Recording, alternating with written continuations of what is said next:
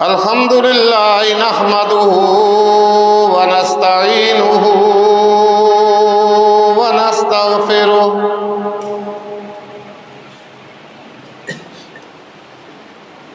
ونؤمن به ونتوكل عليه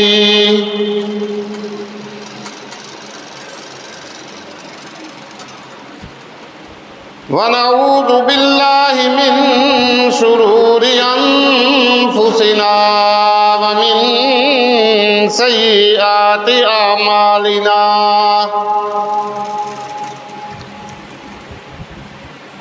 من يهده الله فلا مضل له ومن يضلله فلا هادي له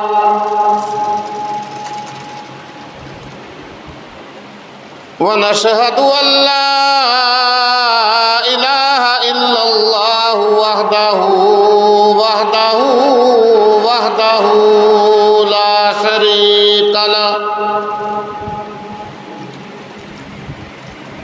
وحده لا شريك له ولا ضد له ولا ند له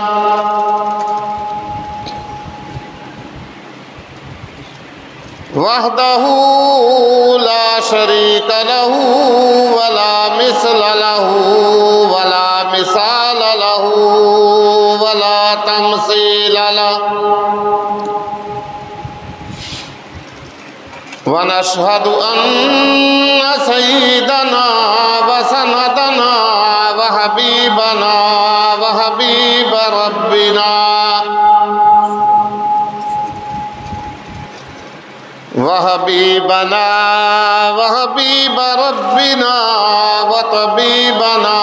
وطبيب قلوبنا ومولانا محمد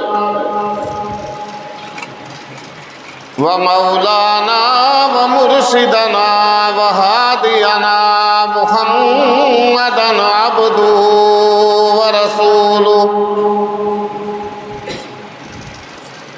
أرسله الله إلى كافة للناس بشيرا ونذيرا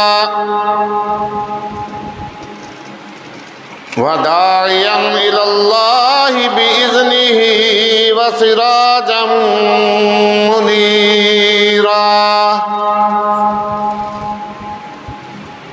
يا أيها النبي إنا أرسلناك شاهدا ومبشرا ونذيرا أما بعد فأعوذ بالله السميع العليم من الشيطان الرجيم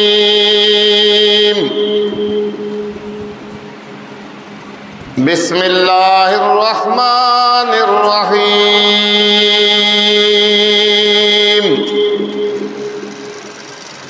وكذلك أوحينا إليك قرآنا عربيا لتنذر القرى ومن حولها وتنذر يوم الجمع لا ريب فيه فريق في الجنة وفريق في السعير صدق الله مولانا العظيم وبلغنا رسوله النبي الكريم ونحن على ذلك من الشاهدين والشاكرين والحمد لله رب العالمين ربنا تقبل منا إنك أنت السميع العليم وتب علينا إنك أنت التواب الرحيم اے قرآن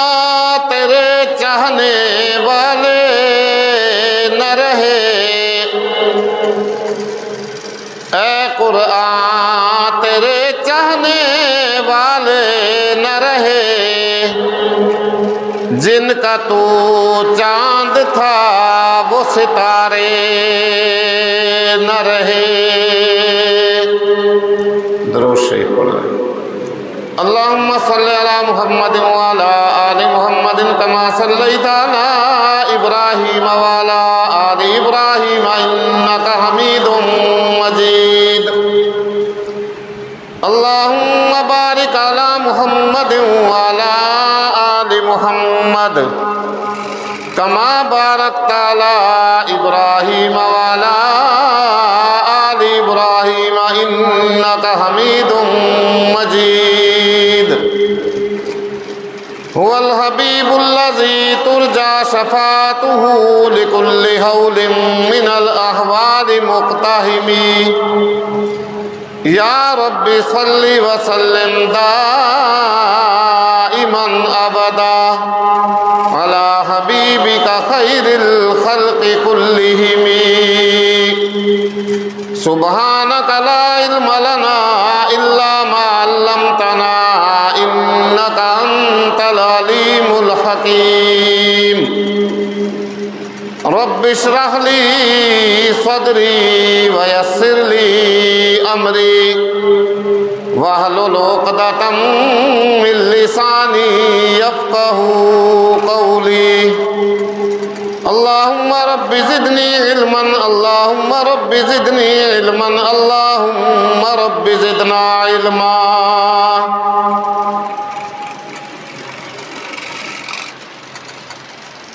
محترم و مکرم معزز سامعین کرام، انتہائی واجب الاحترام بزرگوں، دوستوں، عزیز طلباء کرام،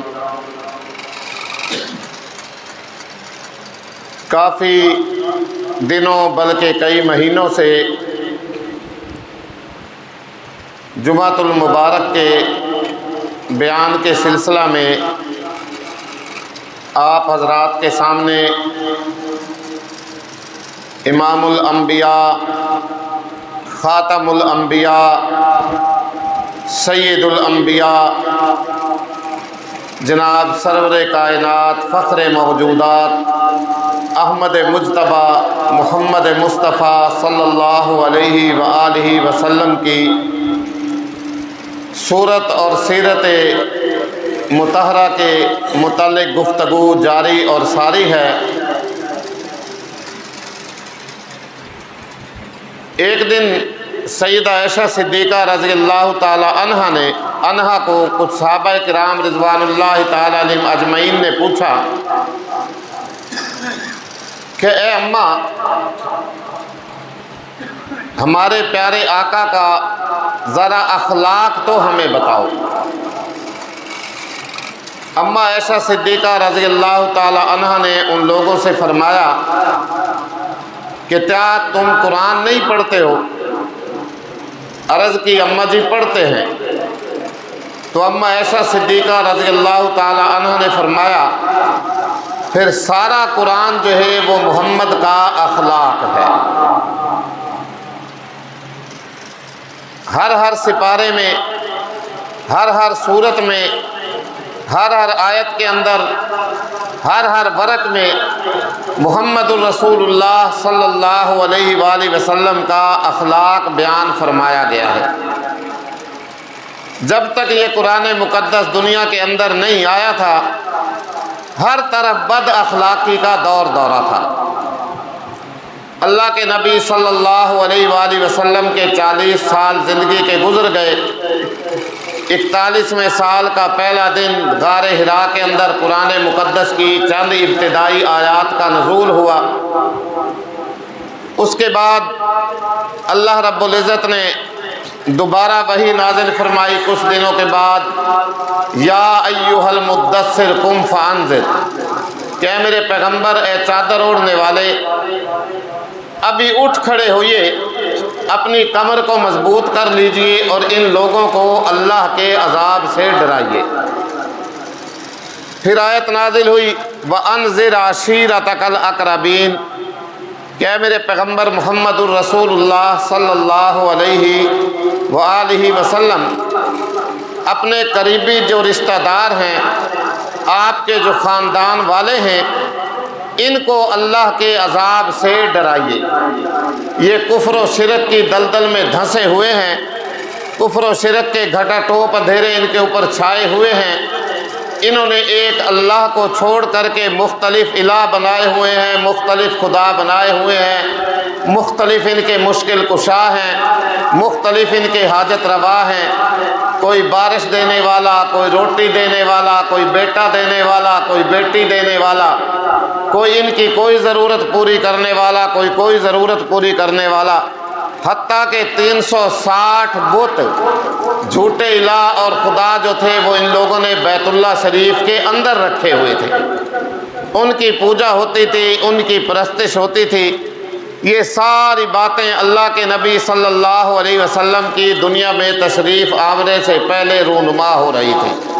کوئی ان کا لیڈر نہیں تھا، کوئی ان کو سمجھانے والا نہیں تھا، کوئی ان کو بتانے والا نہیں تھا۔ یہ حالات پیدا ہوئے تو اللہ رب العزت نے ان لوگوں کے حال پہ رحم فرمایا جن کو کہا جاتا تھا عرب کے بدو، جاہل، مینگنیوں میں کھیلنے والے، گوبر میں بسیرا کرنے والے۔ کبھی کوئی ان پہ یلغار کرتا تھا، کبھی کوئی حملہ آور ہوتا تھا۔ بڑی پریشانی کا عالم تھا، مصیبت نے ہر طرف سے گھیرا ہوا تھا، غم کس کے حالات تھے۔ ان حالات کے اندر اللہ رب العزت نے ان کے حال پہ رحم فرمایا اور ہمارے پیارے آقا نبی آخر الزمان حضرت محمد الرسول اللہ صلی اللہ علیہ وآلہ وسلم کی تشریف آوری ہوئی تو اللہ نے حکم فرمایا کہ اے میرے پیغمبر، اپنے قریبی خاندان والوں کو اللہ کے عذاب سے ڈرائیے۔ بات مختصر، چنانچہ اللہ کے نبی صلی اللہ علیہ وآلہ وسلم ایک دن صفا پہاڑ پہ تشریف لے گئے۔ او صفا اور مروہ جو دو وہاں پہ پہاڑیاں تھیں بیت اللہ شریف کے پاس، آج کل تو ان کے چھوٹے چھوٹے سے نشان ہیں، بس تھوڑے سے نشان موجود ہیں شیشے کے اندر۔ جو لوگ حج پہ جاتے ہیں، عمرہ پہ جاتے ہیں، وہاں وہ صحیح کر کے آتے ہیں، صفا مروہ کے آس پاس دوڑ لگاتے ہیں۔ بہرحال چھوٹی چھوٹی نشانیاں ہیں۔ تو اللہ کے نبی صلی اللہ علیہ وآلہ وسلم صفا کی پہاڑی پہ تشریف لے گئے اور عرب کے دستور کے مطابق اس وقت لاؤڈ سپیکر نہیں تھے، موبائل نہیں تھے، ٹی وی نہیں تھے، ریڈیو نہیں تھے۔ یہ جدید ٹیکنالوجی جتنی آج دنیا کے اندر آواز پہنچانے کا کام سر انجام دے رہی ہے، اس وقت یہ کچھ بھی نہیں تھا، اس کا کوئی نام و نشان نہیں تھا۔ تو اللہ کے نبی نے عرب کے دستور کے مطابق آواز لگائی، لوگوں نے سنا اور دوڑتے ہوئے آئے کہ محمد صلی اللہ علیہ وآلہ وسلم نے ہمیں پکارا ہے، اور یہ وہ شخص ہے جس نے نبوت ملنے سے پہلے بھی کبھی اپنی زندگی میں جھوٹ نہیں بولا، اور نبوت ملنے سے پہلے بھی کبھی اپنی زندگی میں اس نے امانت کے اندر خیانت نہیں کی۔ سب سے زیادہ سچا اور سب سے بڑا امانت دار، لہذا اس نے ہمیں بلایا ہے، پکارا ہے، چلو چل کے اس کی بات سنتے ہیں۔ جب سارے لوگ اللہ کے نبی صلی اللہ علیہ وآلہ وسلم کے قریب آ کر کے جمع ہوئے، اکٹھے ہوئے، تو سب سے پہلی بات اللہ کے نبی صلی اللہ علیہ وآلہ وسلم نے جو ان کے سامنے رکھی وہ یہ بات تھی، اپنا کردار پیش کیا، اپنی سوسائٹی کو ان کے سامنے رکھا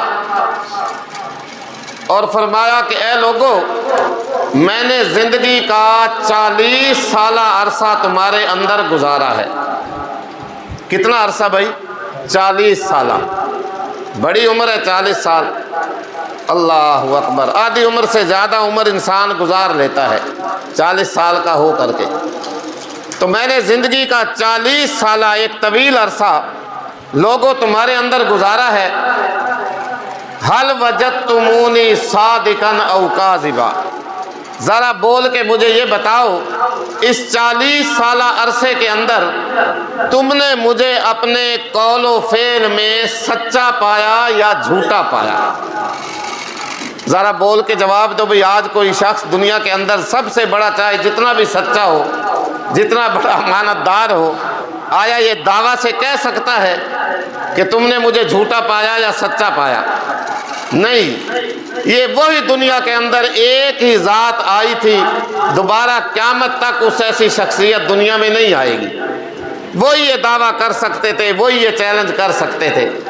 تو فرمایا بول کے بتاؤ، حل وجدتمونی صادقا او کاذبا، لوگو کیا اس 40 سالہ زندگی کے اندر تم نے مجھے اپنی باتوں کے اندر، اپنے قول و فعل کے اندر سچا پایا یا کہ جھوٹا پایا؟ سب نے ایک زبان اور کر کے کہا جربنا کا مرارا، اے محمد صلی اللہ علیہ وسلم، ہم نے بار بار آپ کا تجربہ کیا، بار بار آپ کو آزمایا، بار بار آپ کا امتحان لیا، کئی دفعہ اس 40 سالہ عرصے کے اندر آپ کی آزمائش ہم نے کی، لیکن ما جربنا علیک الکذب الی اليوم، جب بھی ہم نے آپ کا تجربہ کیا، جب بھی آپ کا امتحان لیا، جب بھی آپ کو آزمایا، ہر بات کے اندر سچا پایا، ہر اخلاق کے اندر سچا پایا، آپ کا ہر کردار ہم نے سچا پایا۔ آج کوئی چیلنج یہ کر سکتا ہے؟ نہیں، سوال ہی پیدا نہیں ہوتا۔ کہنے لگے محمد صلی اللہ علیہ وسلم یہ تو زبان ہی ایسی ہے جس سے آج تک کبھی بھی جھوٹ صادر ہوا ہی نہیں، جھوٹ نکلا ہی نہیں، بلکہ یہاں تک آتا ہے روایات میں کہ اللہ کے نبی صلی اللہ علیہ وآلہ وسلم نبوت ملنے سے پہلے بھی وہ لوگ اپنی امانتیں آپ صلی اللہ علیہ وسلم کے پاس رکھا کرتے تھے اور آپ سے فیصلے اپنے جھگڑوں کے اندر کروایا کرتے تھے۔ اللہ کے نبی صلی اللہ علیہ وسلم کی زندگی مبارک کے اندر ایک دفعہ کعبہ شریف کی تعمیر ہوئی۔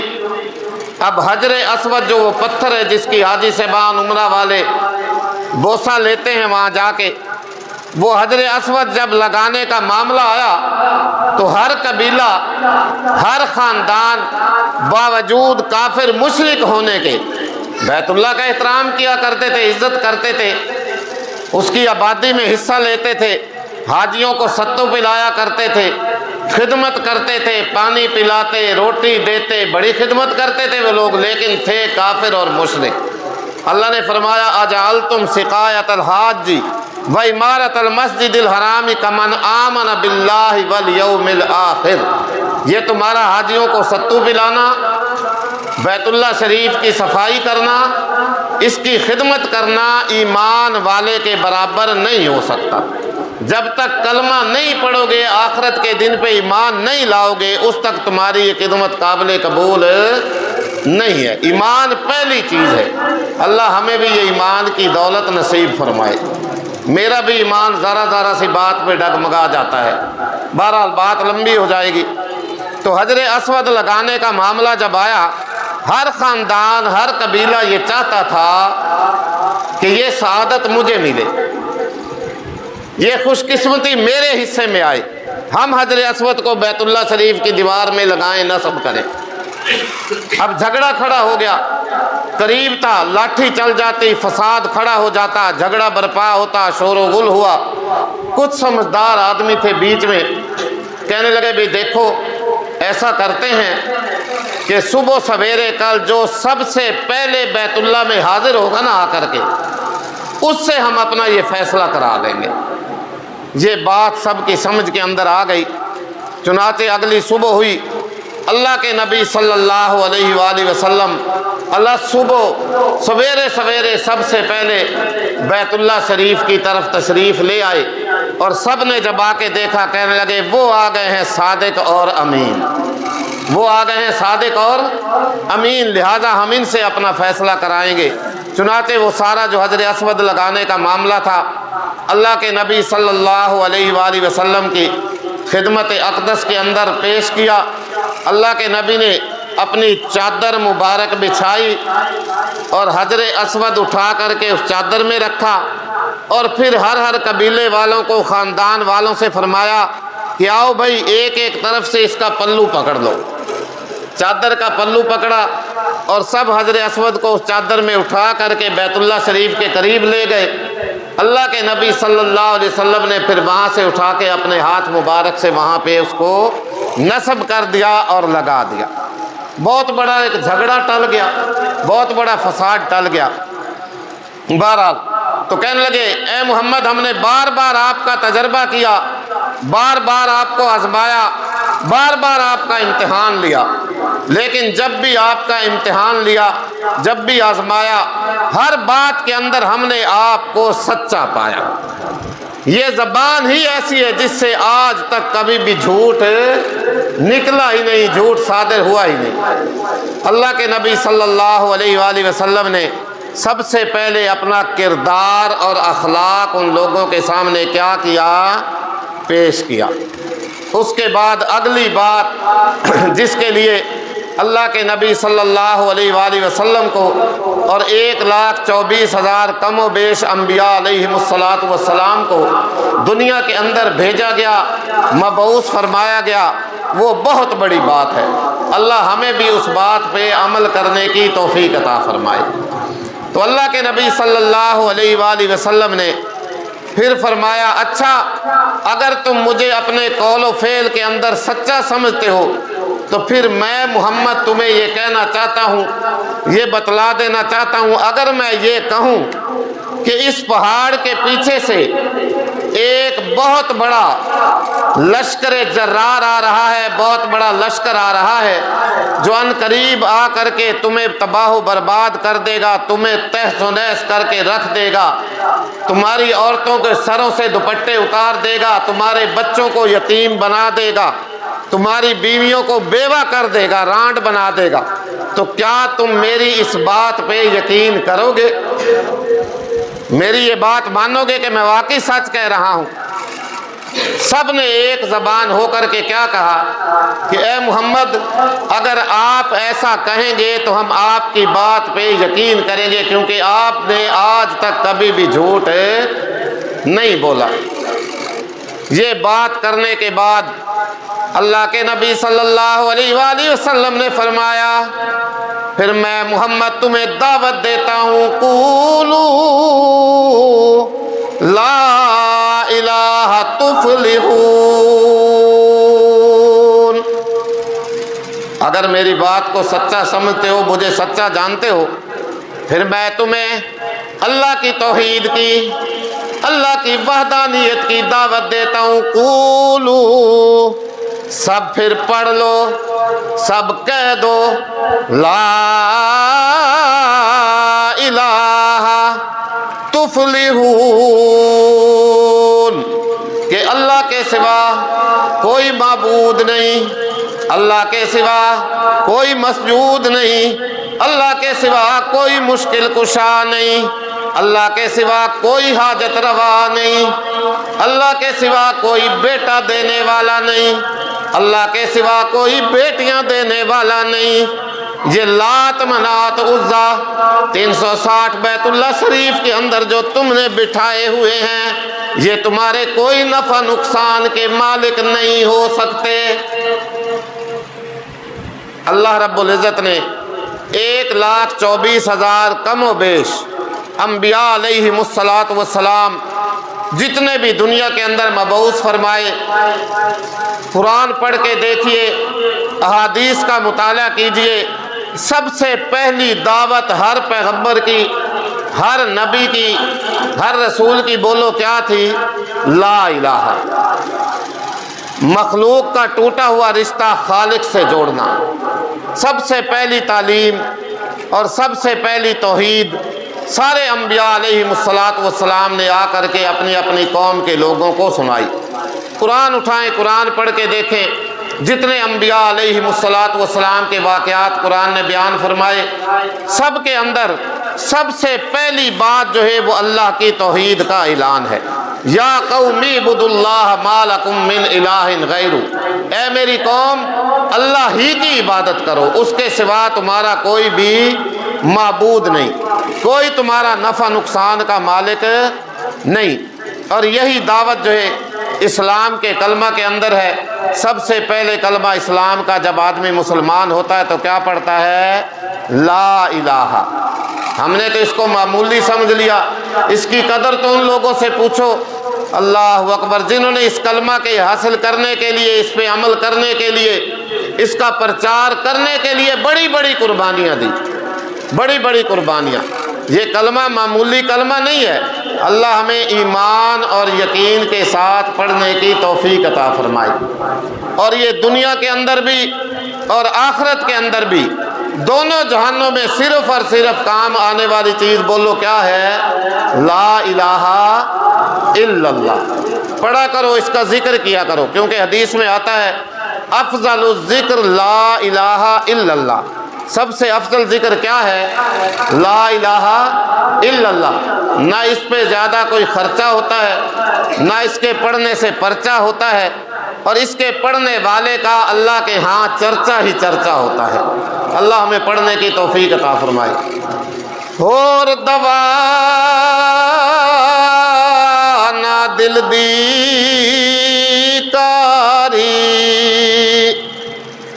ایک کلمہ دل دی کاری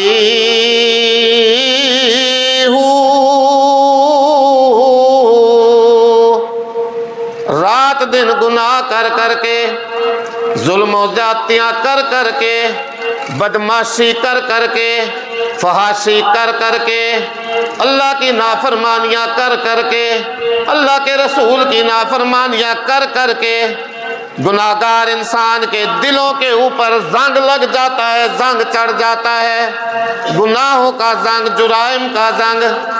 سلطان العارفین سلطان باہو رحمت اللہ علیہ فرماتے ہیں ہور دوا نہ دل دی کاری، ایک کلمہ دل دی کاری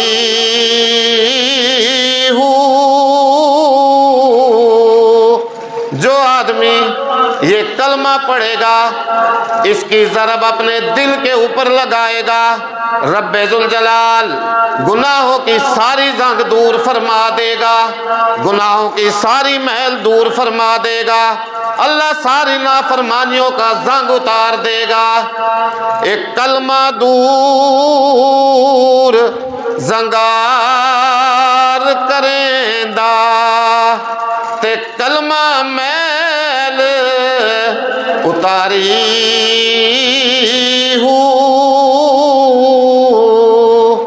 کلمہ ہیرے لال جواہر تے کلمہ ہٹ پن ساری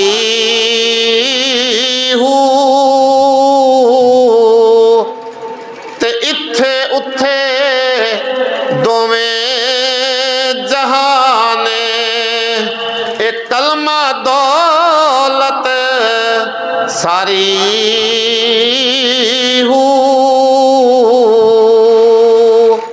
کیوں بھائی انشاءاللہ کلمے کا ذکر کیا کریں گے نا، بولا پڑھ سو کہ میں لا الہ الا اللہ تے محمد پاک رسول اللہ انجے پڑھ سو نا